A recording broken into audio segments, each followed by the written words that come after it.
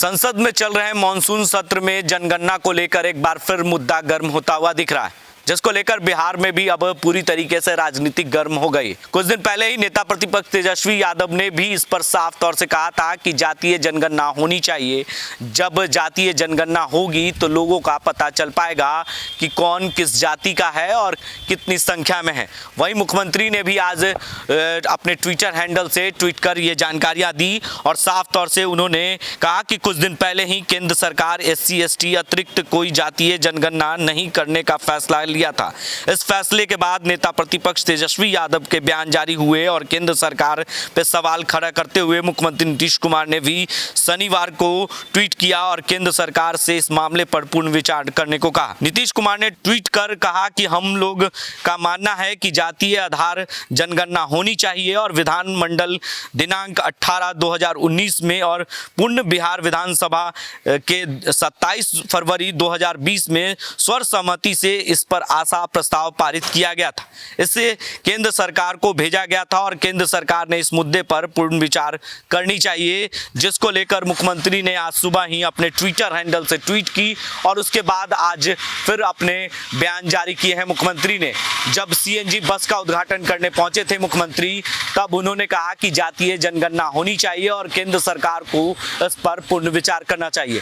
क्या कुछ कहा है मुख्यमंत्री ने इस पर, पहले तो उनका ट्वीट पढ़िए और उसके बाद उनके बयान सुनिए कि किस तरीके से जातीय जनगणना को लेकर मुख्यमंत्री ने क्या कुछ कहा।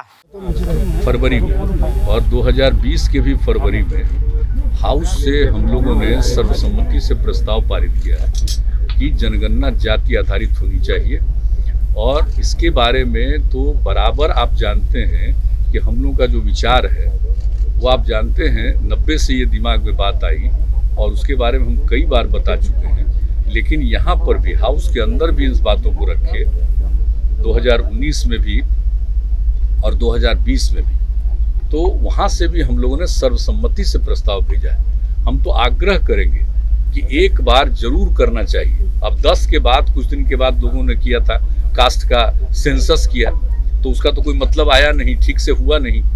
तो जो बन करके तैयार हुआ था 13 में, तो 13 के बाद तो कभी पब्लिश नहीं हुआ कि आखिर किस इलाके में किस जाति की कितनी संख्या है। एक बार जरूर होना चाहिए कास्ट बेस्ड सेंसस, ताकि मालूम हो जाए और जो गरीब गुरबा तबके के लोग हैं SC ST के अलावे बाकी जो लोग हैं उनको भी इसका लाभ मिलेगा और पता चल जाएगा कि सही मायने में इनकी संख्या कितनी। और जब संख्या का पता चलेगा तो आप उनके उद्धार के लिए भी, उनको विकसित करने के लिए काम करेंगे। तो मैं तो पुनः अनुरोध करूंगा कि भाई हम लोगों का है और उधर जो पार्लियामेंट में ये बताया गया कि नहीं हो पाएगा, तो हम लोग तो आग्रह करेंगे कि इस पर जरूर गौर करिए।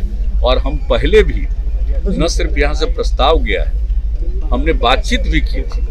तो हम लोगों की तो इच्छा है भाई कि होना चाहिए और उस सब के हित में। तो आपने सुना कि किस तरीके से मुख्यमंत्री ने साफ तौर से कहा कि केंद्र सरकार को इस पर पूर्ण विचार करना चाहिए। जिस तरीके से के संसद में चल रहे मॉनसून सत्र को लेकर इस मुद्दा एक बार फिर गर्म होता हुआ दिख रहा है।